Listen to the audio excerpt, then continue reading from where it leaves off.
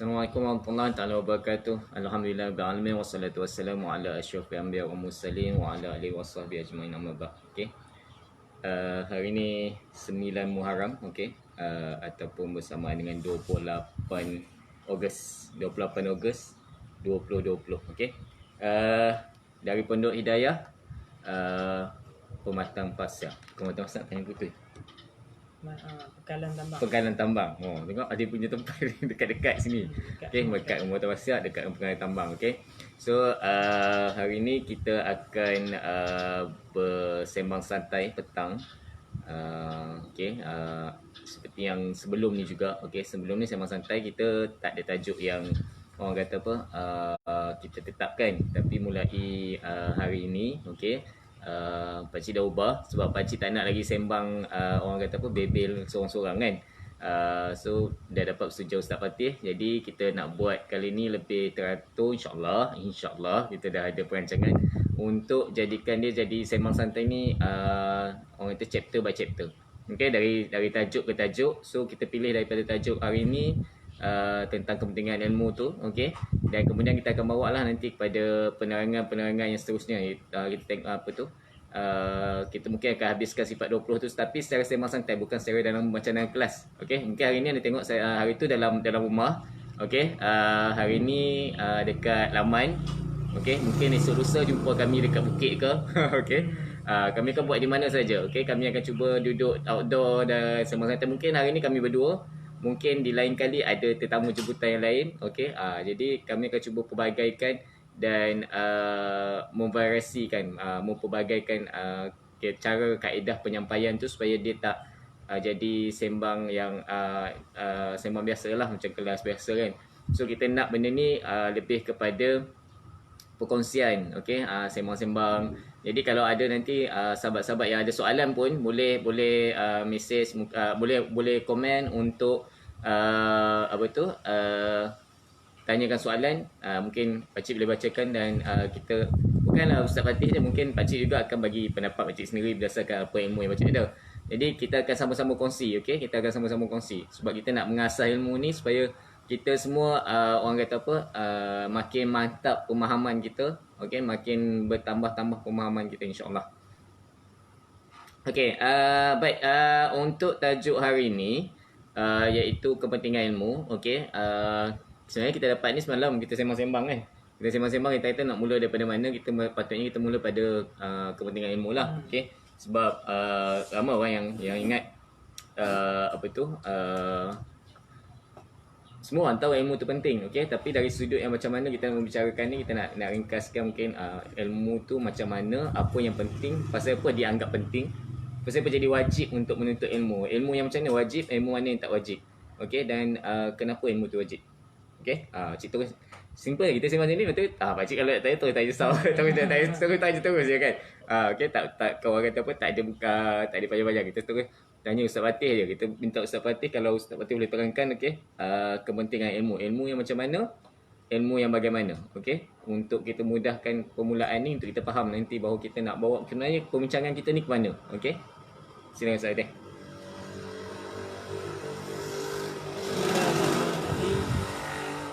Assalamualaikum warahmatullahi ta'ala wabarakatuh. Nak tu jawab ke? Tak apa, ikut keadaan. Nak mulakan dulu, nak ni. Ikutlah. Ikut yang kita santai kan. Kita tak ada. Kita bukannya ni. Jadi di hari Jumaat yang mulia ni, jadi setiap perkara kita mulakan dengan bismillah. Bismillahirrahmanirrahim. Kullu amrin dhi balin la yubda'u fihi bismillahirrahmanirrahim fahuwa akhta'u. Hadis Nabi sallallahu alaihi wasallam. Jadi Nabi sallallahu alaihi wasallam beritahu kita setiap perkara, kullu amrin dhi balin, setiap perkara yang mempunyai kepentingan, setiap perkara yang penting, tidak dimulakan dengan Bismillahirrahmanirrahim, tidak disertakan dengan nama Allah, tidak disertakan dengan lafaz Allah ataupun apa-apa pujian kepada Allah. Dalam riwayat yang lain mengatakan tidak disertakan dengan pujian kepada Allah. Fahuwa Allah. Ada riwayat yang lain mengatakan fahuwa abtaru. Dia terputus daripada rahmat Allah SWT. Jadi maksud di sini ulama beritahu bukan terputus daripada rahmat secara penuh, tapi kurang keberkatan. Kurang berkat, qalilul barakah. Jadi maksud daripada fahuwa aqta'u tu ialah qalilul barakah, kurang keberkatan. Tapi nak beritahu pentingnya bismillahirrahmanirrahim, kan baginda sallallahu alaihi wasallam menggunakan lafaz aqta'u, terputus. Jadi bila terputus ni susah aja. Kita nak buat kerja, kita kena ada hubungan. Kita nak jadi apa, kita nak bekerja dengan satu bilang ni, kita kena ada hubungan dengan bos dia. Paling kurang dengan pekerja dia. Hubungan kena ada. Bila hubungan ada, barulah ada kemudahan, betul tak? Bila ada kemudahan, baru ada jalan. Jadi kan, kalau nak panjang cerita pasal bismillah ni jadi cerita lain pula. Bismillah ni kalau ikut bacaan 70 ekor unta untuk dia punya kupasan dia kan. Kalau ikut riwayat, maksudnya nak hurai tu boleh tulis kitab yang dipikul oleh 70 ekor unta. Okey. Banyak panjang huraian bismillah tu, tapi kita ambil sikit lah untuk permulaan mukadimah ustaz petang hari ni. Okey. Salah satu yang pak cik tangkap kalau anda semua pun sesuatu pekerjaan yang tidak dimulakan dengan kalimah Allah atau bismillah itu terputus dengan rahmat. Yang tu kena ambil, itu satu tip juga. So bila orang kata apa, ini pun ilmu juga. Itu sebab penting kita nak menuntut ilmu ni. Jadi baru kita tahu bahawa sebenarnya bismillah tu sendiri ada dia punya, orang kata apa, kelebihan dan peranan. Okey. Kalau nak cerita pula dulu orang dulu punya apa tu, bila amalkan bismillah tu macam mana kan. Sampai apa tu, ada yang pernah pakcik dengar tu sampai orang kata letak ular dalam, ada orang nak buat kanak letak ular dalam tempayan nasi, tempayan beras. Tapi dia sebab selalu dia ambil beras tu dengan baca bismillah, maka dia bila dia apa tu, dia masukkan tangan dalam tempayan nasi, tempayan beras tu, ular tu tak batuk dia. Malahan ular tu, kalau tak salah ular tu tukar jadi benda yang lain. Jadi tak mencederakan dia. Sampai macam tu sekali. Okey, kalau tahu kelebihan bismillah tu. Okey. Jadi saya kira kalau nak kupas tu tak jadi kita punya topik. Okey. So kita sembang santai lagi. Okey, bagi yang baru tengok live pakcik hari ni, okey, kami bersiaran daripada Pondok Hidayah di pekarangan rumah lah. Okey, selalunya pakcik datang sini hari Selasa untuk kelas tauhid. Okey, kelas tauhid. Dan ini bersama pakcik. Kalau yang masih belum kenal, inilah Ustaz Fatih. Lupa nak tag dekat apa tu? Baru nak start bukan start lagi, baru nak start apa lah. Okey. Tapi orang yang ada ilmu kita raikanlah. Okey. Jadi sembang santai kita ni tentang kepentingan ilmu, tapi baru tadi tu bukan imah dia. Tadi dah berapa pakcik tak tanya soalan, tapi ustaz bukan imah tentang orang kata apa, permulaan untuk kita membicarakan atau kita nak melakukan apa juga kerja, kita kena start dengan bismillah. Okey. Bismillahirrahmanirrahim. Okey.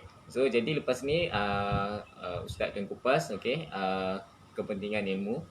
Okey. Ilmu tu, pembahagian ilmu tu sendiri mungkin. Okey. Bismillahirrahmanirrahim. Jadi sabda Nabi sallallahu alaihi wasallam, talabul ilmi fardhatun ala kulli muslimin. Setiap menuntut ilmu itu adalah fardu ke atas setiap orang Islam. Riwayat lain wa muslimatin. Talabul ilmi fardhatun ala kulli muslimin wa muslimatin. Ada tambahan muslimatin. Setiap orang Islam lelaki dan perempuan. Jadi adakah semua ilmu tu wajib? Adakah semua ilmu tu fardu? Jadi bila sebut ilmu yang fardu, maka kata ulama ada dua. Ilmu fardu ain dan fardu kifayah. Jadi dua-dua fardu, dua-dua wajib. Dua-dua wajib. Yang fardu ni wajib lah. Wajib ain dan wajib kifayah. Ni istilah yang lain. Tapi kita jangan guna dengar macam pelik wajib ain, wajib kifayah. Tapi sama lah. Betul tak? Jadi kalau wajib ain ni, fardu ain, ilmu fardu ain kata ulama, ulama ahli sunnah wal jamaah lah. Kalau ulama yang bukan ahli sunnah wal jamaah mungkin pendapat mereka lain kan, tapi kita ambil ahli sunnah wal jamaah. Sebab kita ahli sunnah wal jamaah ada 3 ilmu fardu ain, ada 3. Ingat, yang pertama ilmu tauhid ataupun ilmu akidah, aqaidul iman. Ilmu tauhid, mengesahkan Allah SWT, itu yang pertama dan yang teratas. Bukan pertama saja, yang teratas.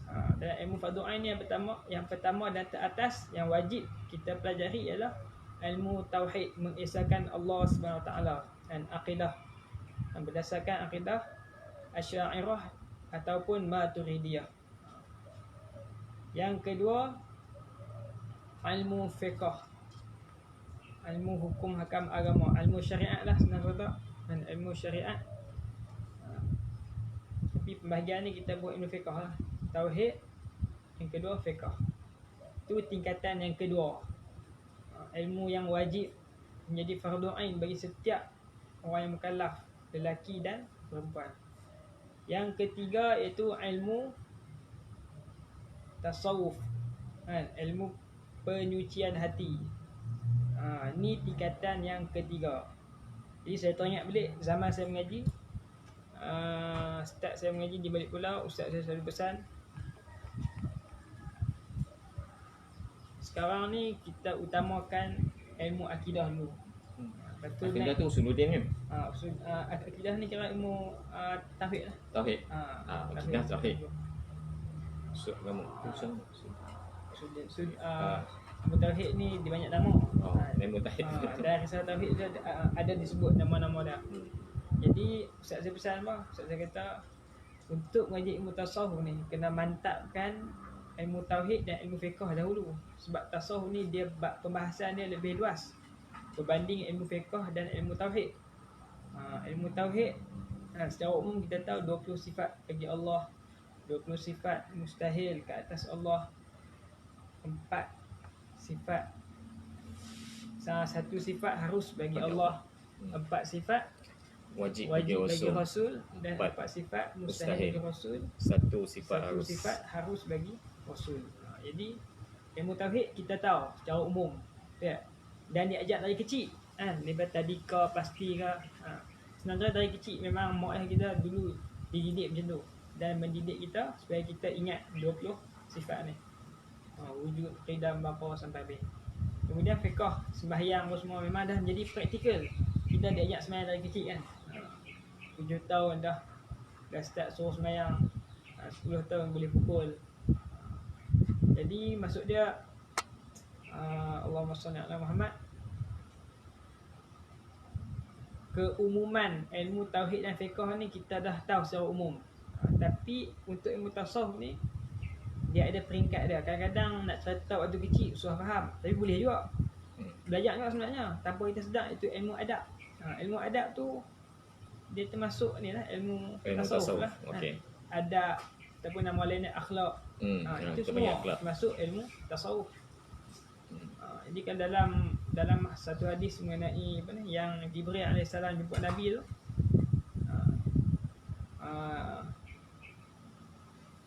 Jibril AS tanya Nabi mengenai Islam, iman, mengenai iman dulu. Iman, Islam dan ihsan.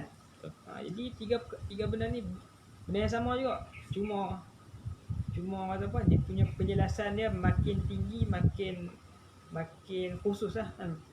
Makna dia makin mendalam lah kan. Kalau kecil-kecil kita tahu macam ni, oh ni Allah kuasa, Allah bagi makan, Allah beri rezeki, Allah yang turunkan hujan, apa semua kan. Fiqh pula cara nak sembahyang, cara nak ni apa semua. Itu bila tasawuf pula akhlak mulia, jaga adab dengan mak ayah, ibu bapa, dengan kawan-kawan, dengan guru, adab-adab. Tanpa kita sedar, tiga-tiga tu kita dah belajar lah sebenarnya zaman kita kecil. Tapi makin tinggi bukan kita mencukupi dengan kita belajar tu lah.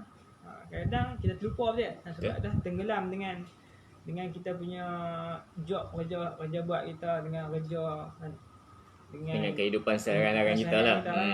Kita tenggelam dengan kita punya aktiviti, dengan tugas kita, yang dah kahwinnya, yang tak kahwin, dengan tak kahwinnya, yang menganggur apa semua, dia dah tenggelam. Dah tenggelam dengan dengan kehidupan. Jadi bila tidak dibuka balik benda-benda ni, dia akan rasa macam pelik. Ni benda baru ni. Tak. Benda tu benda lama. Benda-benda lama. Tapi sebabkan kita lama tak buka, lama tak mengaji, jadi baru. Jadi lagi masuk bab bid'ah lah kan, tak apa. Bab bid'ah nanti insya-Allah masa kita akan jelaskan. So kita buat kesimpulan dulu bahawa yang kepentingan menuntut ilmu ni wajib. Kita yang ilmu menuntut ilmu tu wajib. Okey, menuntut ilmu tu wajib dan wajib bagi setiap mukallaf lah kan. Mukallaf, kita panggil mukallaf, setiap orang Islam, lelaki ataupun perempuan. Mukallaf tu mesti balik. Okey, balik dan berakal. Itu yang dikatakan mukallaf. Mukallaf ni tengok nanti dia orang kata mustalah.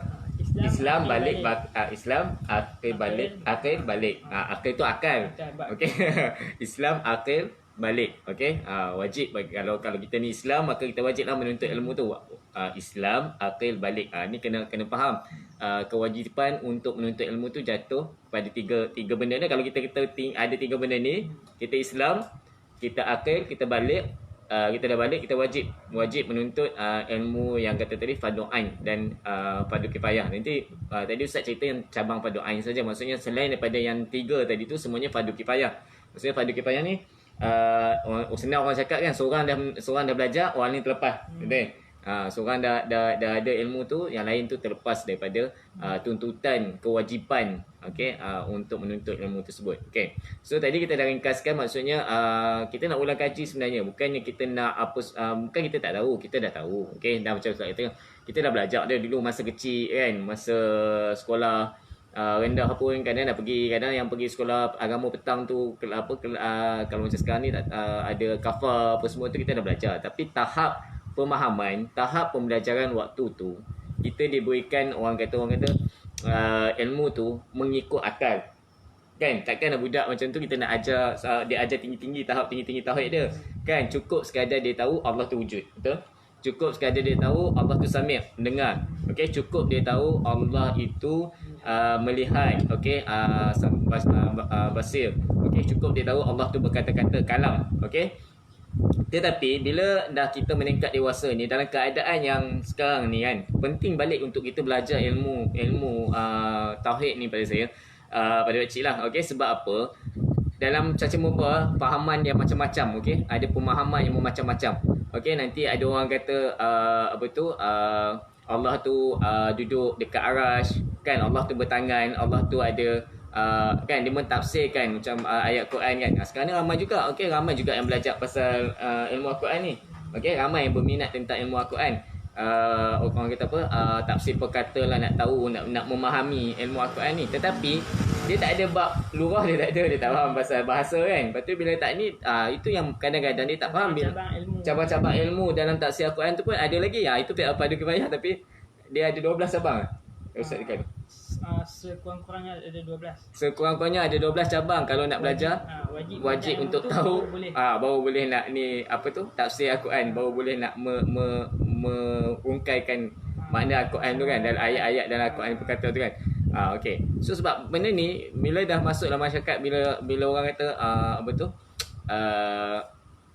kita tak nak benda tu bukan salah, tak salah. Kita nak dekat dengan Al-Quran, betul. Kita nak tarik orang dekat dengan Al-Quran, tapi kita kena jaga bab yang lebih penting, yang lebih utama, yang pada kami ni penting utama adalah akidah. Sebab akidah ni bila rosak akidah, habis. Okey, habis lah. Sebab kita punya orang kata tapak sebagai orang Islam tu mesti akidah dia. Okey, akidah dia, tauhid dia, pemahaman. Kalau dia pun menyamakan Allah dengan makhluk, maka akidah dia rosak. Nanti dia pun tak faham. Okey, Al-Quran tu kalam. Kalam tu pun dia tak faham. Kalam tu dia ada perbincangan lanjut pula tentang kalam Allah tu.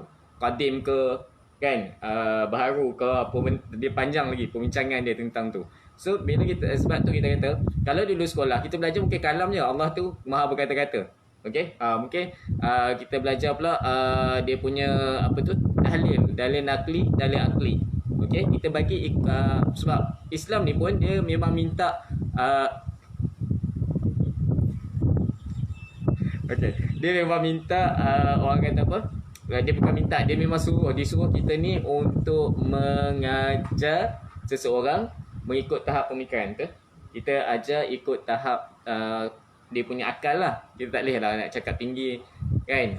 Tapi bukan masalah sekarang ni bukannya tinggi apa tau sebab macam kita bukan cakap bahasa yang tinggi pun kadang yang sekarang ni kan bahasa tu dah tak tinggi.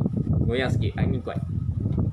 Dia bukan bahasa yang tinggi tetapi kita yang orang kata apa tak biasa dengar. Okey, bila kita tak biasa dengar macam kita kata macam tadi lah mukallaf, okey, perkataan tu sebenarnya biasa dalam tu tapi dah lama tak dengar, tak ulang kaji, langsung tak dengar makna mukallaf. Okey, jadi bila tak dengar mukallaf, bukan qaf, tengok kena belajar macam sebutan keluar kat mana salah lagi muka dengan muka mukallaf. Okey, mukallaf tu jadi bila kita tak faham tinggi ni bahasa ni. Okey, dia bukan bahasa tinggi sebenarnya.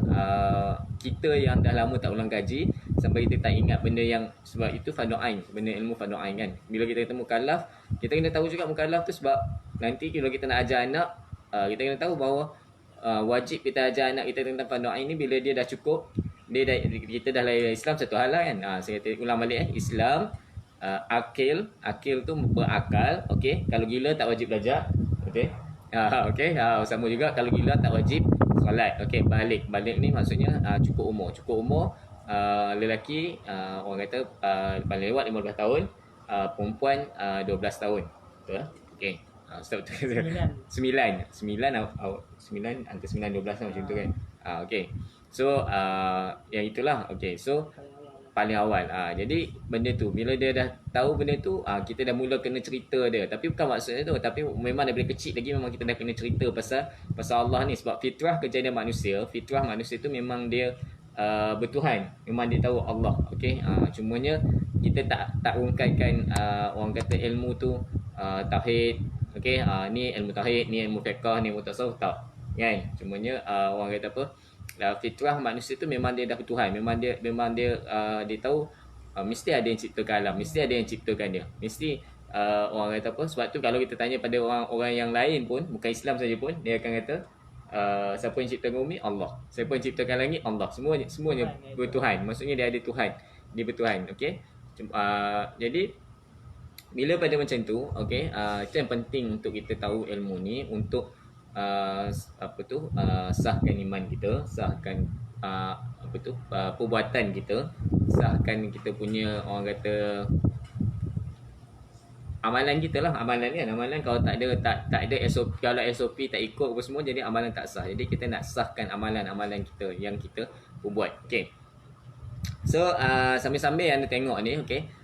Yang mana nak tanya soalan boleh tanya soalan. Okey, yang mana nak komen boleh komen, nak share dengan kawan-kawan, mungkin nak share untuk saudara-saudara kita untuk tengok. Okey, sambil anda mungkin dalam LRT ke, dalam MRT ke, kalau KL tu kan, dalam komuter sebab kawan macam kat KL ke Penang boleh ada juga. Okey, so kita ulang kaji petang-petang ni. Okey, sambil ambil angin kat petang-petang ni, bendang sebenarnya.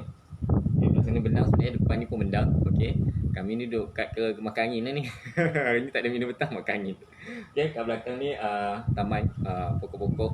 Okey, alhamdulillah. Ni semua ni orang kata apa? Kalau kita lihat, kita di sini kita akan melihat pada kalau tauhid tu kita melihat pada kewujudan Allah SWT. Okey, untuk kita ni kadang-kadang kita sembang dengan anak-anak, sebenarnya nak cerita dengan anak-anak kan. Bila kita berkebun, bertani, okey, siapa yang hidupkan pokok, siapa yang ni apa semua, berbincang benda tu. Tapi mak bapak ni takut nak bincang sebab apa? Takut segi anak tanya, Allah tu rupa macam mana? Kan? Allah tu bentuk macam mana? Kan? Tanya pelik-pelik kan? Allah tu duduk kat mana? Macam mana nak jawab kan? Sebab tu yang tak berani nak bincang. Semua mak bapak pun tak ada ilmu. Mak bapak bening kan? Mak bapak bening bila dia kata, okey, tiba-tiba nak tanya, mak, Allah tu macam mana? Kan? Allah tu macam mana? Kan? Kalau apa tu tanya dia tu tak apa, lepas tu mak macam mana kalau Allah tu duduk kat mana? Betul tak? Kita pula tak ada ilmu, kita tak belajar pula tauhid, atau kita pun tak belajar ilmu tauhid kan? Maka kita pun kata Allah ada kat atas. Boleh, tak ada salah. Sebab dalam Al-Quran pun kalau pada budak-budak, kalau kita Allah kat atas boleh, sebab pun yang ada hadis ke apa yang cerita budak yang tu kan, hamba sahaya tu kan, budak. Tapi pada tahap budak, tapi adakah pada kita tahap kita ni yang dah cakap macam tu lagi? Boleh cakap macam tu lagi. Bila orang tanya kan, Allah kat mana? Allah kat atas. Kan? Sedangkan umur kita dah ada 40 tahun, pakcik lah, tua lah kan. Dah tua pun, jadi sama jawapan macam budak yang umur 4 tahun 5 tahun kan. So maksudnya tak boleh lah. Itu yang sepertinya kita selalu belajar, selalu ulang kaji, selalu mendalami ilmu tauhid ni. Okey. Sebab ilmu tauhid ni nampak macam simple, nampak macam kita dah belajar habis dah. Habis lah 6 benda. Kan? Kita belajar apa? Percaya pada Allah, percaya pada malaikat, percaya pada nabi dan rasul, percaya pada kitab-kitab Allah, percaya pada apa tu? Qada dan qadar, percaya pada hari kiamat. Okey. Kita percaya 6 tu kita ingat dah selesai. Tapi sebenarnya perbahasan untuk kalau kita nak bahaskan percaya pada Allah tu saja, kan bukan 20 hari. Kan mungkin dia ambil masa yang orang kata bertahun sampai mati sebenarnya kalau ikutkan itu adalah ilmu yang perlu diulang tuntut, yang perlu diulang-ulang sampailah ke akhir. Itu yang dikatakan, yang kita kata kepentingan mengaji itu wajib bagi seorang tu menuntut ilmu daripada buayan sampailah ke liang lahat. Okey, liang lahat. Okey. Jadi maksudnya daripada awal dia lahir tu, maksudnya awal lahir tu dah diazankan dan diiqamah tu sampai mati dihajar syahadah. Syahadah tu tauhid lah. Kan? Macam ni dia nak mengaku la ilaha illallah tu kalau dalam hidup dia pun dia tak pernah nak orang kata memahami kalimah la ilaha illallah tu. Kan? Dekat ujung tu kita nak mati dalam husnul khatimah. Salah satu tanda husnul khatimah tu boleh sebut Allah kan. Itu salah satu tanda husnul khatimah. Macam mana nak dapat husnul khatimah kalau kita pun tak pernah dalam sepanjang hidup kita ni memahami pengertian la ilaha illallah tu. Kan? Tak tahu pun bila masa kita ni dalam orang kata apa, dalam Islam tu dah terkeluar daripada Islam tu, duduk dalam Islam lagi itulah. Sebab itu kita kata benda ni, ilmu ni, walaupun benda ni kita kata kita dah belajar dulu, kita dah belajar masa orang kata sekolah rendah kan apa semua, tapi dia tak boleh habis kat situ. Fardu ain dia, maksud bila fardu ain wajib bagi setiap orang tu, maksudnya wajib dia terus belajar, terus memahami selagi mana dia tak faham, selagi mana dia mampu syarat-syarat dia. Nanti Ustaz mungkin bahagian yang kali ni Ustaz terangkan apa tu syarat untuk orang kata macam mana kepada orang yang nak menuntut ilmu ni. Maksudnya cara itulah kata apa macam mana nak jatuh kata wajib tu. Kalau maksudnya perang tempat perang tak wajib kan. Ya maksudnya kalau ada halangan-halangan yang macam mana yang menjatuhkan daripada wajib pada itu. Ustaz boleh terang sikit kot yang bahagian itu, yang supaya kita nampak jelas. Jadi kita dah faham secara umum fardu ain wajib ke atas setiap muslim dan muslimat untuk ilmu, iaitu ilmu tadi 3 tu, tauhid, fiqh dan tasawuf. Jadi wajib tu ada bila? Wajib tu pertama adalah mukallaf lah kan. Mukallaf bila kita dah Islam, bila kita dah berakal, bagi orang Islam, bagi orang yang berakal dan bagi orang yang balik, waktu tu menjadi kewajipan bagi dia untuk bagi diri dia sendiri untuk belajar 3 ilmu ini. Kalau dia belum balik, maka menjadi kewajipan untuk mak ayah dia, bagi wali dia untuk mengajak dia ataupun hantar orang, hantar anak tu kepada orang yang boleh mengajak, ustaz lah, ustaz ke sekolah agama yang boleh mengajak mengenai ilmu fardu ain ni. Begitu juga kalau orang tu dia tak mampu ke sakit, sebab fardu ain ni fardu ain ni wajib atas setiap orang tu bila ada kemampuan. Kemampuan tu contohnya dia sakit, dia tak boleh pergi belajar tapi dia jahil, dan keadaan ada orang yang boleh pergi hantar dia untuk belajar. Jadi waktu tu menjadi kewajipan orang tu, biasanya wali kan, mak ayah ke, dia jahil ni, dia tak tahu tauhid tu apa, dia tak tahu sembahyang macam mana, dia kira benda kewajipan yang Allah perintah kepada dia, dia tak tahu, maka menjadi kewajipan kepada wali dia untuk uruskan dia, hantar dia pergi mengaji, bawa dia hantar balik. Jadi kewajipan tu bergantung kepada keadaan seorang itu. Tapi sekiranya dia berada di dalam negeri kafir, dia tak boleh nak belajar ilmu, ataupun tempat-tempat yang memang semua jahil lah, dah tak ada orang ni. Tak ada orang yang alim. Sekiranya dia mampu keluar daripada tempat tu, maka wajib juga. Selagi boleh keluar pada tempat tu, ni juga. Okay. Keluar untuk ilmu, Lepas tu dia balik kan. Okey. Maksud dia selagi ada peluang untuk belajar ilmu tak ada alasan. Peluang pi Tesco boleh. Kan? Ada. Ada. Sebenarnya. Tahu. Tak. Ni melawak tapi melawak yang betul lah kan. Sebab Nabi SAW bila melawak, Nabi akan melawak benda yang betul. Jadi kita belajar kan contohnya Nabi SAW. Jadi orang kata apa? Kita bandingkan lah. Kita bandingkan dengan dunia kita. Untuk dunia kita mampu bagi 8 jam. Bahkan lebih. Bukan 8 jam, ada yang boleh bagi 12 jam. Ada saya pernah dengar 36 jam pun ada. Tapi maksud dia kerja 36 jam, betul dia rehat 3 hari lah kan. Tapi maksud dia untuk dunia ni dia mampu bagi overtime. Sampai game over lah. Sampai orang kata apa, sampai bertinggal semua. Sembahyang pun tak buat sebab apa? Nak kerja. Dunia ni kan, dengan alasan nak cari nafkah. Nafkah, pengetahuan tentang nafkah tu mai daripada mana? Mai daripada ilmu, betul tak? Jadi bila tak ada ilmu dia nampak nafkah je lah. Padahal itu alasan saja. Jadi sebab tu ilmu ni tentang pembahagian yang lain, dari sudut yang lain, dari sudut keutamaan, ada ilmu yang wajib diutamakan dan ada ilmu yang kita boleh Kemudiankan. Priority juga dalam tu. Saya pernah dengar Ustaz Abid dia kata, benda yang kita tangguh ialah mengisahkan Allah SWT. Maksud dia buat tauhid lah kan. Ilmu tauhid, pengetahuan tentang Allah. Jadi untuk kenal Allah mesti kena ada ilmu. Mana boleh senang-senang kan. Duduk saja Allah kuasa apa semua. Cakap tu betul tapi kena ada sumber. Ramai orang ni boleh cakap tentang Allah. Allah kuasa, Allah beri rezeki, Allah ni serta dan sifat Allah. Tapi sumber daripada ilmu tentang Allah tu mai daripada mana? Kena ada guru, kena ada guru.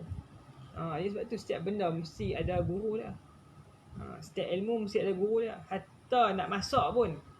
Kalau kita tak ada guru, mungkin sedap. Mungkin jadi. Tapi kurang manfaat. Ni contoh lah kan. Ramai orang boleh masak, semua boleh masak. Kan? Masak ayak lah kan. Semua orang lah. Tapi maksud dia semua orang ada kemampuan. Macam tu juga dengan ilmu ni. Tapi ilmu ni lain. Ilmu ni beza dan sangat jauh dengan benda-benda dunia ni. Benda dunia ni kalau kita tak belajar pun mungkin boleh main sendiri kan. Tapi ilmu tak. Ilmu kena ada hubungan dengan Nabi SAW melalui apa? Sanad. Jadi nak dapat sanad tu macam mana? Bukan sanad takat sijil sanad tak. Maksud sanad ni hubungan rantaian kita sampai Nabi SAW. Macam mana Quran. Quran ada dia punya riwayat dah sampai daripada siapa, daripada imam mana, qiraat apa semua tu. Macam tu juga dengan ilmu tauhid, mesti ada dia punya rangkaian dah sampai Nabi SAW supaya tak terpesong. Sebab tu untuk ilmu kena ada guru. Man la syaikha lah asyaitanu syaikhuhu. Siapa yang tak ada guru, siapa yang tak ada syekh, maka syaitan akan jadi syekh dia. Maksud dia apa? Dalam salah satu ilmu yang sangat-sangat penting dia kena ada guru. Kalau benda-benda lain macam orang kata apa, tambahan-tambahan boleh je nak baca, tu pun kena rujuk. Kena rujuk pada guru. Bila ada guru baru boleh rujuk kan. Tak ada guru macam nak rujuk. Sebab tu semua orang kata apa, kalau baca buku tanpa guru, syaitan akan banyak dia. Perkataan tu nampak macam betul, ada salah. Kalau dia ada guru, perkataan tu salah. Sebab apa? Dia boleh rujuk pada guru dia. Sebab tu kita nak baca buku apa pun, kita contohnya kita nak baca tentang buku ni lah, buku yang ada unsur tauhid ke, unsur jadi kita belajar balik lah basic. Asal dah dengar ni nak belajar balik tauhid, terus buka buku biasa. Buka buku apa tu yang kita guna apa? Buku Risalah Tauhid. Tu buka Risalah Tauhid. Okey, jadi orang kata apa, kena ada guru juga untuk kita rujuk balik. Kita baca ni macam tak faham lah. Macam kurang faham. Jadi rujuk. Bahkan kadang-kadang yang kita faham tu pun kita kena ingat balik. Kefahaman aku ni mai daripada mana? Takut kita rasa macam faham. Tengok salah faham. Betul tak? Sebab tu ulama dulu memang depa sentiasa talazum, orang kata apa, berdamping dengan guru ni. Walaupun macam tak ada apa pun, tapi sebenarnya dengan berdamping dengan guru ni Allah akan hubungkan kita dengan nur Allah. Bila hubungan dengan nur Allah, Allah akan islah kita tanpa kita sedar. Sebab tu dengan kita berjumpa dengan orang baik ni, ahlul khair, dalam Riyadhus Shalihin ada cerita tentang ahlul khair. Jadi sebaik-baik orang yang baik ialah ulama. Ulama yang hak, ulama yang betul-betul hak pada ilmu dia, hak pada guru dia, dan hak pada hati dia. Kadang-kadang ilmu dah hak dah, ilmu benar, guru pun guru yang benar, tapi hati tak benar. Macam orang kafir. Baru ni saya pergi mengaji talaqi qiraat dengan satu orang syekh ni, Syekh Ahmad Muhammad Yusuf. Ahmad pada Muhammad pada. Syekh Ahmad Muhammad Yusuf Al-Misri. Satu orang syekh Mesir. Budak lagi lah. Sebaya saya, tapi ilmu dia subhanallah. Dia beritahu apa? Di Mesir, di Al-Azhar, senang cerita di mana? Di bumi Mesir ni. Ramai orang kafir yang mengaji ilmu, bahkan kemahiran dia tu kadang-kadang melebihi daripada orang Islam lagi. Mengenai Al-Quran apa semua, dia tahu lebih. Guru dia pun guru yang betul. Tapi kapiak. Nampak? Maksud dia diri dia tu tak hak. Sebab tu ilmu yang hak, guru yang hak, diri pun kena hak juga. Maksud dia yang hak ni apa? Islam lah. Islam lah. Sebab tu kena ada Islam tadi. Islam akhir dan balik tu Islam. Nampak? Jadi bila diri hak tiga-tiga ni, baru betul. Sebab tu kita kena cari guru, kena ada tiga-tiga ni, ciri tiga ni. Sekiranya jumpa guru yang kurang daripada tiga ni, tak salah kita buang dia, tapi kita kena jaga-jaga. Faham tak? Yang terbaiknya cari guru yang benar. Sebab kadang zaman sekarang kita pun tak erti nak cari guru yang benar kan susah. Jadi cara pertama ialah kita kena istikharah dan minta pada Allah, sebab apa? Hanya Allah saja yang berjalan. Jadi itulah orang tahu secara mudahnya ilmu yang wajib ni kata apa? Jatuh kewajipan untuk tuntut ilmu tu pada orang yang berkemampuan. Dan maksudnya kemampuan tu selagi boleh usaha, selagi boleh keluar walau macam mana keadaan. Tak ada alasan lain lah. Tak ada alasan lain lah kan. Maksudnya tak boleh orang kata apa? Macam kita sekarang ni kat Malaysia ni wajib sangat-sangat dah. Memang jatuh wajib lah kan. Secara umum dia. Keadaan Malaysia ni mewajibkan kita untuk ilmu. Guru depan rumah, guru dalam kampung, dalam daerah ada ramai ulama. Jadi tak ada alasan. Dan handphone pun ada guru. Jadi masa kalau nak bagi alasan sangat tu, tak boleh lah. Maksudnya kita ni memang wajib sangat lah untuk tahu. Jadi maksudnya kalau tambah pula tentang ilmu fardu ain yang tiga tadi tu, okey, tentang tauhid, tekan tentang sesuatu tu memang jatuh lagi, memang lagi wajib lah pada seseorang tu.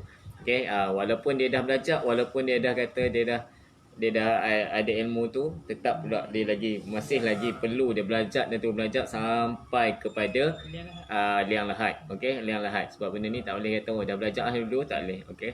So yang sunnah untuk ilmu ni adalah talaqi lah. Maksud dia kita jumpa guru secara depan.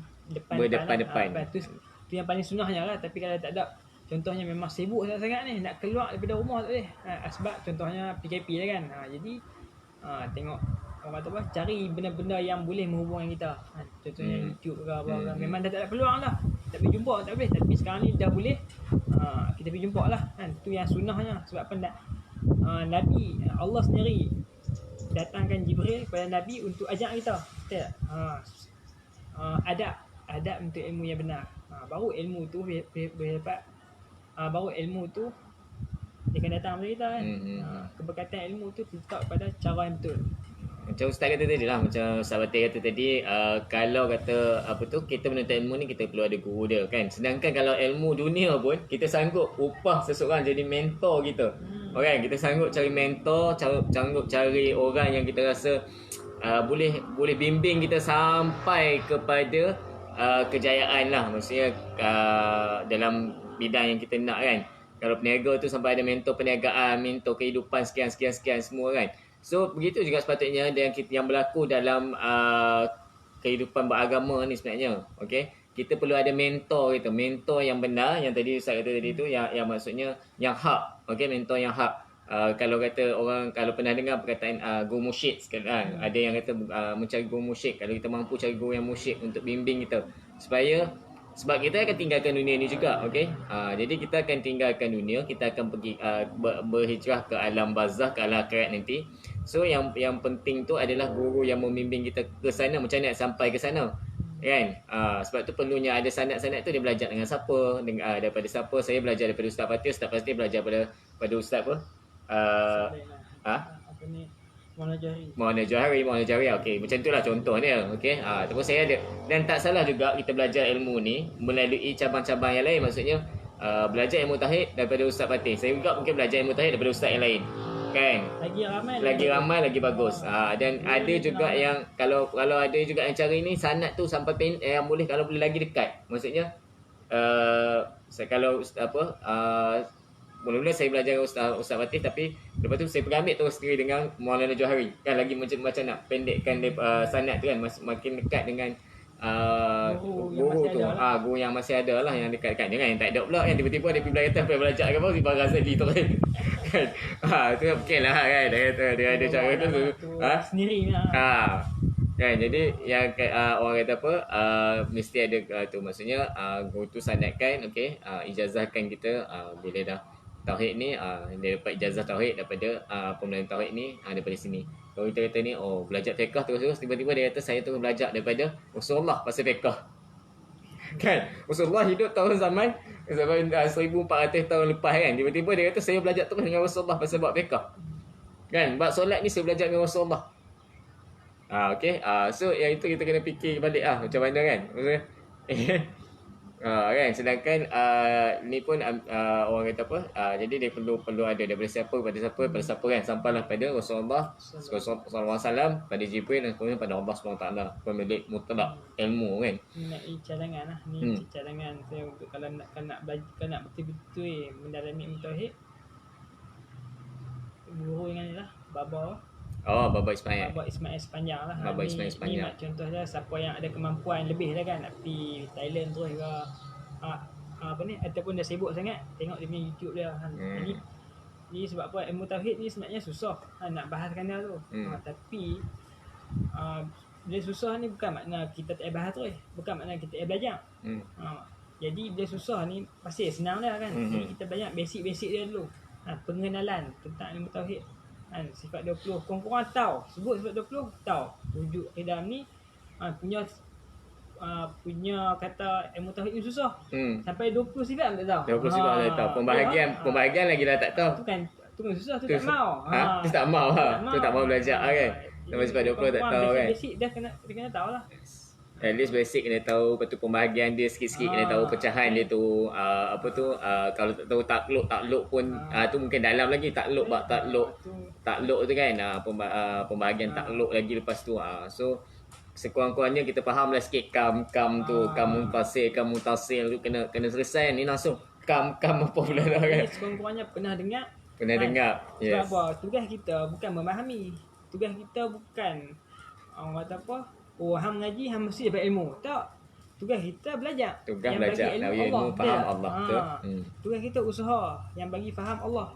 Ni kita belajar tak mau, usaha tak mau, Allah tak bagi. Dunia faham lah. Dunia hang kalau hang tak usaha macam ni, sebulan kan tak dapat banyak ni. Dia doa ustaz yang tawakal tu, duit tu dia hanya letak pasal duit lah. Kan? Sebenarnya duit tu untuk agama juga untuk agama. Doa minta Allah bagi kefahaman, usaha cari guru yang benar. Ikhtiar kalau tak dapat cari belajar secara orang kata tak dapat bertalaqi, ikhtiar belajar dulu cara dekat YouTube, ikhtiar belajar dekat mana jalan-jalan yang lain kan. Lepas tu tawakal, baru serah daripada Allah Taala. Kan terus serah ke Allah. Mati macam mana? Matilah kan. Nak buat macam mana kan? Masalahnya untuk dunia faham lah, nak kena usaha. Untuk doa kena usaha dari bawah. Daripada bawah nak kena usaha tak puas, susah sikit tak apa. Tapi untuk akhirat ni tengok keadaan lah. Tunggu hidayah. Nampak? Tunggu hidayah. Hidayah bukan tunggu. Kita hari-hari doa hidayah. Ihdinas siratal mustaqim dia. Punya duk minta hidayah. Tapi tengok, tak ada usaha untuk hidayah.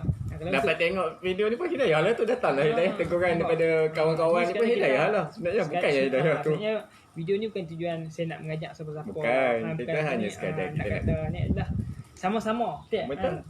Saya pun memperingatkan diri saya. Pakcik pun memperingatkan diri pakcik. Sebab apa? Bila satu benda tu kita sebut-sebut, lama-lama orang ingat. Sebab apa? Benda-benda yang banyak disebut ni tanda pentingnya benda tu. Kerana orang sebut dunia. Jadi bermakna apa? Hari ni orang menganggap dunia tu penting. Tapi bila mati, betul tak? Bila mati, Dunia tu tak ikut kita. Dia tak ikut kita. Jadi masing-masing tertipu dengan benda yang dia rasa betul itu. Betul tak? Betul. Kat dunia ni punya lah kata macam ni berniaga. Tak apa. Benda tu bagus. Cuma bila pengutamaan tu lebih kepada dunia tu yang tak bagus. Bukan tak bagus, tak betul. Sebab apa? Benda yang kita kena utamakan ialah akhirat. Betul tak? Dalam Quran semua cerita tentang hinanya dunia dan mulianya akhirat. Cari dalam Quran tak ada pun yang cerita tentang dunia ni mulia sikit, tak ada, sikit-sikit tak ada. Memang dunia ni tipu daya. Dunia ni orang kata apa? Fitnah. Jadi semua cerita buruk dunia. Kan? Quran tu Quran. Kita mengaku saya baca Quran, saya hafiz Quran. Bagus betul, tapi kita kena faham. Quran cerita apa tentang dunia? Betul tak? Quran dia letak dunia tu di mana? Jadi kita letak dunia di mana? Baru kita boleh nampak kita dengan Quran ni dekat ke tak? Kita kena hampir diri kita dengan Quran. Baca. Quran bukan untuk sekadar dibaca, kan? Bukan sekadar dibaca, dihafal, diingat, lepas tu jadi imam, jadi makmum apa semua kan? Tilawah. Benda tu betul. Cuma kita jangan hadkan manfaat Quran. Quran tu besar. Betul tak? Quran tu hidayah seorang alam. Tapi kita hadkan Al-Quran tu hanya untuk baca sahaja. Lepas tu dunia benda lain. Kita mengasingkan dunia dengan Al-Quran. Padahal dunia ada dalam Quran. Quran meletakkan dunia tu di mana? Jadi kita kena letakkan dunia mengikut Al-Quran.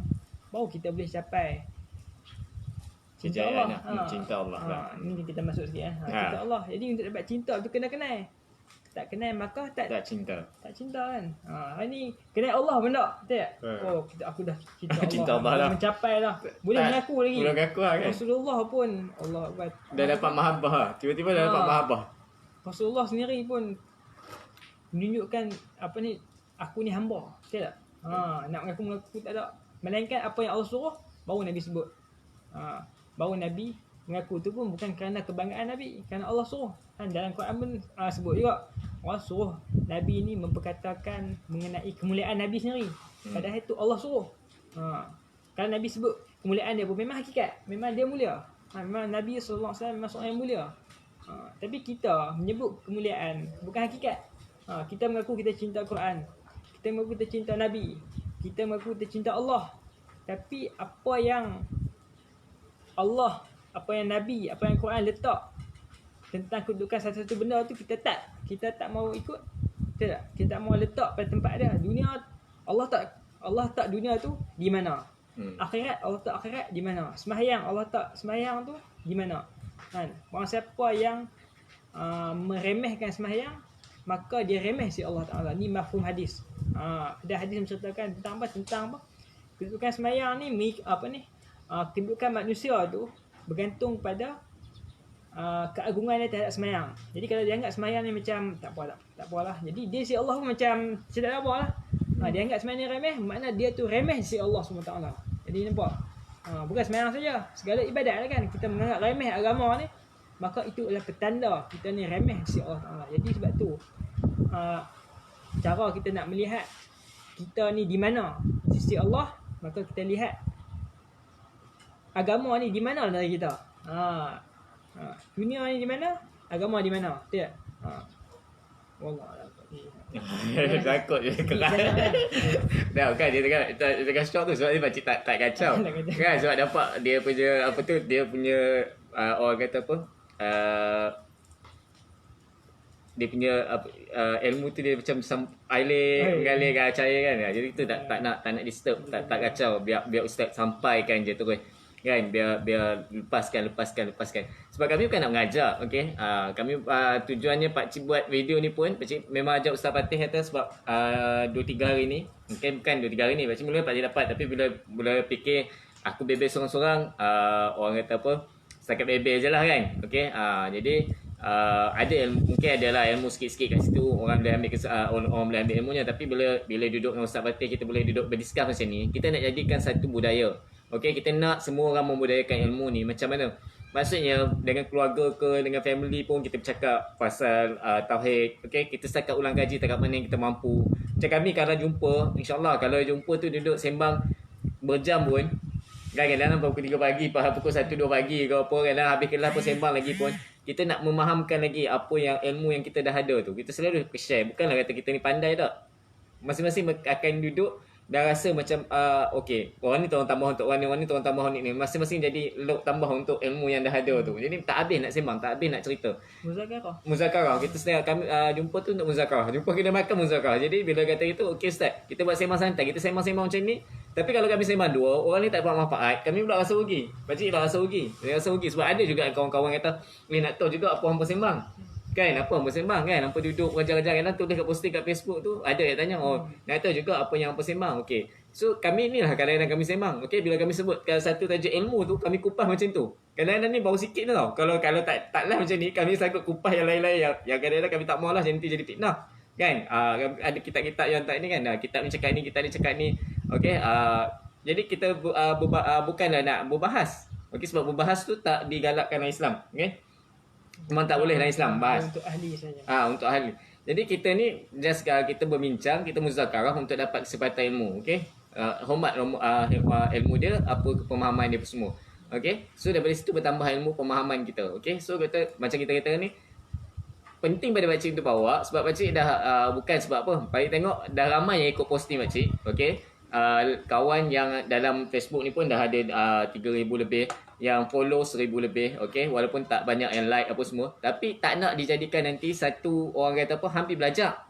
Hang tak ajak kami satu hal. Betul? Hang tak cerita yang betul satu hal. Nanti benda tu hang tak guna pula apa yang ada. Kan, untuk menyampaikan ilmu. Sedangkan hantar ilmu tu, hang tak sampaikan ilmu, hang tak sampai teguran tu. Oh, yang tu pun dipersoal juga kan nanti. So nak melepaskan diri sebenarnya. Tu lah, kami dah lepas diri sebenarnya. Bukan kita baik tak. Kita pun dia ada sudah satu niat yang kata ni. Kita buat perintah. Kita buat perintah nak lepaskan diri juga. Sampaikan, menyampaikan, sabar. Okey. So Pak Cik pun dah fikir-fikir balik, dulu pun dah buat dah. Memang dah buat BB sorang-sorang berapa lama tu. Lepas tu orang kata apa, bukan tak ni nak konsisten kan, tapi nak cari benda baru lah kita nak bagi pada orang kan. Takkan kalau Pak Cik seorang bagi, dia macam tu lah. Dan seronok juga Pak Cik bila buat benda ni. Dulu start seorang-seorang bebel seorang-seorang, sekarang dah ada kawan nak bebel. Okey, kawan bila kawan nak bebel dia punya sparring bila ada tu dia lagi orang kata spark dia tu lagi kan. Dia jadi blast. Magnet lepas tu dia punya bukan semangat nak cerita tu lagi ni. Kalau kita seorang-seorang tu betul kau cakap betul kau ni kan. Lepas tu main boleh pula kan lupa. Kan lupa kitab tu tulis apa. Ni bila ada macam ni dia boleh Ustaz Fatih boleh teringatkan. Masing-masing tolong mengingati lah dekat mana kan lah. Benda yang sama yang kita ni. Semua bila macam tu boleh masing-masing boleh tolong mengingati. Okey. So bila macam tu sebenarnya nak cukup sejam dah. Okey. Benda ni kita nak kena stop lah, tapi nak bagi tahu lah, maksudnya ilmu tu penting dan ilmu tu dah kita bagi tahu tadi, dah kita bahaskan tadi, kita bincangkan tadi kita ni tentang ilmu tu macam mana, ilmu tauhid, ilmu yang tauhid, fiqh dan tasawuf, iaitu fardu ain dan fardu kifayah. Dan ilmu tu kalau ikutkan pada ulama-ulama semua ulama meletakkan ilmu tu di tangga yang pertama. Okey, hatta kalau dalam Minhajul Ibidin pun gunung yang pertama adalah gunung ilmu sebelum pergi pada gunung taubat. Maksudnya kena faham ilmu dulu baru boleh taubat, baru boleh tilik kat mana salah kita. Nak taubat pun ada ilmu sebab kita tak sah sebab kita nak tilik kat mana salah kita tak tahu salah kita tak mana. Lepas tu kita tu lah mungkin tak tahu lepas tu tulis kita. Okey, kita nak ni Ustaz, saya minta maaf Ustaz. Ya minta maaf tak mana saya pun salah apa? Salah apa tak tahu. Dah saya minta maaf saya salah apa tak tahu. Tu macam mana dia? Kesalahan tu wajib diperbetulkan. Baru terima taubat. Syarat sah taubat atau syarat taubat kita tahu kesalahan apa untuk diperbetulkan. Jadi kita tak ada ilmu. Menyesal tapi tak menyesal apa? Menyesal. Aku menyesal. Menyesal apa? Salah tak mana? Salah apa hang buat ni? Tak ada ilmu kan? Aku salah. Tak tahu bab tu lepas tu tak tahu pula kalau nak taubat pun nak kena tahu kesalahan tu dosa besar ke dosa kecil. Kena ada ilmu pula dosa besar. Dengan Allah ke dosa dengan orang. Dengan makhluk ada cara dia. Allah ada cara dia. Okey, tu kalau kita nak kupas pasal kata tu pentingnya ilmu. Pentingnya ilmu kata nak fahamkan orang kata aku dah istighfar, aku dah taubat, aku dah apa semua kan. Framework kita memang kena sangka baik dengan Allah. Betul. Kita sangka baik dengan Allah. Masalah sekarang ni orang bukan sangka baik dengan Allah. Dia sangka baik dengan diri sendiri Ustaz. Dia- Sangka tu benda betul. Sangka tu betul-betul. Cara sangka sebab tu memang kena ada ilmu lah. Kena ada ilmu sebab kita tak kenal Allah, kita ni kata tak apa, Allah ni aku dah taubat dah, Allah terima lah, Allah kan Maha Pengampun, Maha Pengampun. Tapi dia ada SOP dia, ada dia punya ni. Maksudnya kita kena ada ilmu tentang Nak SOP sangka taubat. Allah pun nak sangka baik dengan Allah, kena Allah. Kena Sangka baik Allah. dengan orang. Kena orang. Kena orang.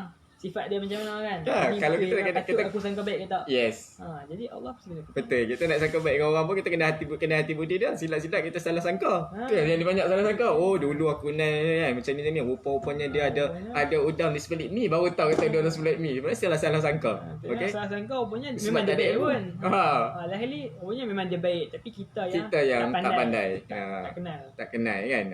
Itu kata jadi ilmu tu penting kita nak dalam semua sebab kan yang turun pun yang pertama tu Iqra. Kita pun tahu kan.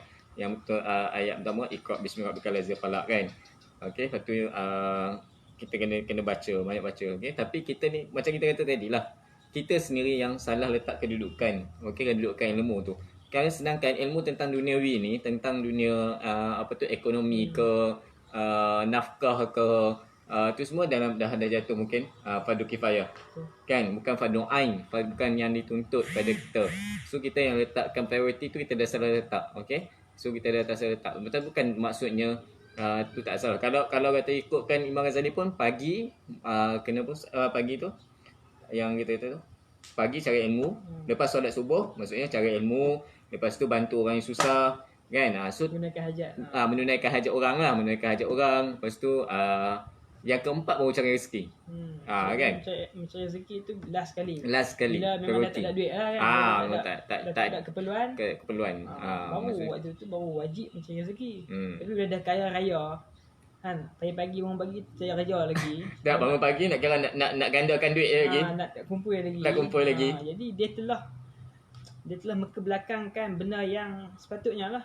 Pertama ilmu, betul tak? Ni dalam kitab Bidayatul Hidayah lah. Saya buka tengok. Okay. So maksudnya kalau dah ada duit, kalau kata simpanan pun dah melebihi 3 bulan, simpanan dia dah lebih pada untuk saraan dia sebenarnya. Kalau ikutkan kalau ikut ulama tu dia punya saraan, kalau sufi dia tak bagi langsung simpan makanan. Kan? Secara umum kalau secara umum dia ada 3 bulan simpanan perbelanjaan kalau tak salah lah. Tapi tengok balik Kalau ada 3 bulan perbelanjaan simpanan pun okey, maksudnya dia dah cukup yang tu. Means itu dia dah kena balik pada kena kepentingan balik. Bukan lagi keutamaan dia untuk cari rezeki. Keutamaan dia adalah untuk cari ilmu dan bantu orang. Okey. So itu saja kot untuk hari ni. Kita pun dah sejam dah kat sini kan. Okey. Sejam dah rosak je kita bebel dia sebenarnya nak bebel nak kongsi ilmu ni. Bila dia datang macam ni, kita satu benda, kalau kita sembang pasal Allah, kita sembang pasal ilmu Allah, benda yang masa yang ni pun kita sesat je. Masa tu milik Allah. Masa tu milik Allah. Kan? Rasa macam seronok. Dia khusyuk, dia jadi macam orang kata apa? Berkat. Kita haraplah keberkatan untuk kan kita kongsi-kongsi ni. So kalau kata sahabat-sahabat semua yang ada kat sini, kongsi-kongsikan, sharekan pada sahabat-sahabat yang lain. Okey, majlis ilmu ini, sembang santai ni, mudah-mudahan sampai juga pahalanya pada yang share, yang komen, yang tulis balik apa pesanan-pesanan yang ada. Dan insyaAllah minggu depan kalau kami tak ke mana-mana, kalau ada rezeki kami lagi, okey, kita akan bincang pasal bab yang seterusnya lah. Okey, mungkin dah kita tahu fardu ain, lepas ni kita nak fokus pada fardu ain lah. Okey, kami sebenarnya nak bukan kami nak mengajar, macam kata kami ni nak discuss ni sebab orang kata nak menajamkan lagi. Parang kalau tak diasah, lama-lama tumpul. Kan? Ilmu macam tu juga kalau tak diasah, walaupun kami dah tahu belajar tauhid apa semua ni, tapi kalau tak diasah lama-lama lupa istilah-istilah, lupa. Dah ada tak guna rugi lah. Dah ada tak guna rugi. Dan bila kami je tahu, wajib pula bagi kami untuk menyampaikan pada yang tak tahu. Sebab tu bila kita buat perkongsian ni, jangan kata kami pandai, bukan kata kami nak tunjuk pandai, nak mengajak orang. Tak, kami pun sebenarnya nak mengasah je supaya ilmu tu ada. Okey, lagipun maklumlah ke kami ni macam pakcik dia memang tak kisah dah selalu sangat cakap kan. Jadi daripada bercakap benda yang sia-sia, lebih baik kita cakap sesuatu yang menyampaikan sesuatu yang bermanfaat dan membawa orang pada Allah Ta'ala. Okay, mudah-mudahan kerana asbab bawa orang pada Allah Ta'ala terima kami ni lah di sisi ni sebagai hamba dia kan. Kalau nak harapkan apa yang kami buat memang tak ada lah. Kan? Yang saya dengar, yang saya ingat lah, yang mak saya pesan, bila kita bawa orang kepada cinta Allah, Nak dapat cinta Allah tu bawa orang pada cinta Allah. betul. Jadi senang cerita, ni kita terus lihat dia lah. Jadi tanda Allah cinta pada seseorang itu, orang tu akan bawa orang pada cinta Allah. Tanda Allah cinta pada dia akan bawa orang pada cinta Allah. Itu petanda lah kan. Maksudnya kalau seorang tu dibawa manusia kepada cinta Allah, tak kira lah dia ni ulama ke, dia ni orang biasa ke. Sebab apa, nak bawa kepada Allah ni tidak semestinya Ulama je. tidak semestinya dia ulama saja. Maksudnya semua boleh.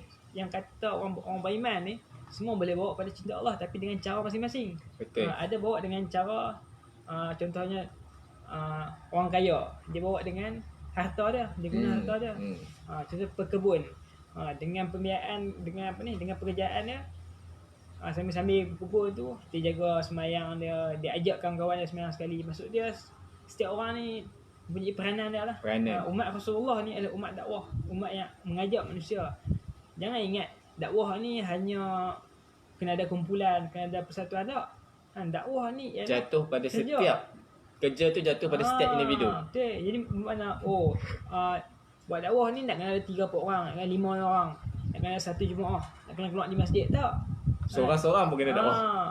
Sebab tapi dakwah ni ada banyak jalan dia. Jadi di antara jalan contohnya jemaah tabligh. Dia tengok ada jemaah usrah apa-apa. Maksudnya kira orang kata apa? Tu secara kumpulan, tapi hakikatnya setiap dalam diri kita ada tugas dakwah. Dia saja pun. Kalau kita ada, maksudnya kalau kita ada syarikat, kita ada pekerja, kalau kita leader, kita ada ejen, itu pun kita kena buatkan kelas untuk kelas ilmu untuk dia orang sebenarnya. Kewajipan pada seorang khalifah, seorang ketua, okey. Kan macam kalau kita kata tak ni saya ketua kat pejabat. Jadi kewajipan pada ketua di pejabat tu untuk memastikan anak-anak buah dia tu untuk dapat ilmu tu, untuk dia punya fardu ain dia, untuk apa semua tu, untuk majikan tu wajib tak. Lepas tu kalau kata kita ni sebagai leader yang orang kata apa, leader lah, leader business leader kan, ada produk ni bawa, ada ejen-ejen bawah kita tu, wajib juga kita mentabiah kita punya anak-anak buah kita tu dengan ilmu. Jadi kita bawa pada ilmu mengenai Allah ni, supaya kita membicarakan tentang Allah ni. Jadi kat mana-mana pun sebenarnya, dalam majlis apa pun sebenarnya, dalam keadaan apa pun sebenarnya. Sebab tu kalau kata peranan kami ni sebenarnya kat mana pun, lepas ni insyaAllah kita nak bawa pada orang untuk melihat Allah Ta'ala. Supaya kita duduk bincang, kita bukan duduk sembang kan, hatta kita minum kopi, hatta kita makan nasi, hatta kita orang kata apa, tidur, hatta semua tu, sebab semua tu sebenarnya kita mengenal. Sebab Allah suruh kita muhasabah untuk melihat kekuasaan Allah Subhanahu Taala. Menyembah dia. Mengenal dia. Kan kita kenal dia. Maksudnya kita daripada sebenarnya semua aktiviti sebenarnya memang daripada kita bangun tidur sampai balik ke tidur, semuanya sebenarnya kalau kita teliti dan kita perhalusi, itu yang kalau kita tengok orang yang arif billah tu, dia kata arif billah tu dia tak nampak dia lah, semua dia nampak Allah kan. Sebab dia kenal Allah sampai situ. Dia sabit dengan Allah sebab semua tu. Kita ni sebab kita kata kita ni tak ada, kita ni semua sabit sebab apa? Sebab kita dengar orang cakap macam tu, orang ni cakap macam ni, terus kita pun sabitkan diri kita macam seolah-olah kita ni yang kita dah sampai, hanya kita bukan sampai lagi. Mula jalan benda lagi, takkan nak mula kenal benda lagi. Kan? Mungkin hanya baru lalu depan rumah tu rumah tak patih, Ustaz Patih tu macam mana pun tak kenal lagi sebenarnya. Mungkin kalau gerak seorang-seorang mungkin susah nak sampai. Jadi nak mudah sampai kena bawa orang. Contohnya macam travel agent, mungkin pergi seorang-seorang ni dia susah. Bila dia bawa jemaah, dia mudah sikit. Pembiayaan tu kurang. Jadi orang yang membantu orang beriman untuk kenal Allah, maka Allah akan bantu dia untuk bagi pengenalan tentang Allah lah. Sebenarnya yang mengenal itu Allah. Tapi Allah janji siapa yang bantu hamba dia, Allah akan bantu dia. Jadi sebaik-baik bantuan kita terhadap orang Islam ni adalah kita membawa mereka kepada Allah. Betul tak? Jadi orang nampak tolong miskin, bagi miskin, betul. Tapi kita yang paling tinggi sekali, kita bawa manusia kepada Allah, maka Allah akan bantu kita untuk bawa kita kepada dia. Betul tak? Maksudnya kita tak mampu pun. Okay. So rasanya cukup ke untuk hari ni. Okay, kalau kita panjang lagi boleh pergi sampai maghrib tau. Kalau kami punya bincang-bincang ni kan. Kami boleh pergi sampai maghrib. Okay. Boleh orang kata apa? Sebab dia punya orang kata seronoknya bila bicara ilmu ni kan. Kita sembang pasal ilmu ni sebenarnya tak bosan. Yang tak pertama sembang pasal dia lagi tak bosan. Okey. Boleh makan berjam-jam, boleh makan. Sebab tu tak ada makanan kat Idam, tak ada, walaupun nama dia minum sembang santai minum petang pun tak ada benda kan. Tak ada minum petang pun tak apa. Tak ada bukan. Tak ada bukan sebab itu. Saya tak kita maksudnya bila kita akan lupa bila kita terlalu sembang pasal Allah. Memang itu berlaku. Tak ada nak fikir. Tak ada fikir pasal benda lain. Pasal apa. Sebenarnya kami ni tadi baru dapat sedut asap je ni. Bukan isap rokok sebab apa? Orang bakar padi, orang baru ambil sawah padi kan. Jerami kan. Itu sebab kalau tengok belakang ni dah berkabus kan sebab asap daripada jerami. Okey, dah jadi tadi terang je kan. Okey. So tapi kami bertahan lah sebab nak habiskan juga perkongsian ni. Okey. Jadi harapan kami, okey, teruskan share, teruskan komen, beri semangat pada kami juga sebenarnya untuk teruskan, dan ataupun ada apa-apa yang perlu kami baiki, kami sedia nak dengar. Okey. Sebab ni adalah orang kata apa, perkongsian baru kali kedua. Okey, kalau ada kekurangan tu saya minta maaf lah, pakcik minta maaf lah. Okey, sebab pakcik pun baru lagi nak dengan Ustaz Fatih ni. Okey, lepas tu ni kami mengharapkan ilmu yang kami nak sampaikan tu sampailah kepada anda. Okey, sampailah kepada tuan-puan yang mendengar, insya-Allah. Okey, itu saja. Terima kasih banyak. Assalamualaikum warahmatullahi wabarakatuh. Maaf sekali lagi, maaf zahir dan batin, insya-Allah.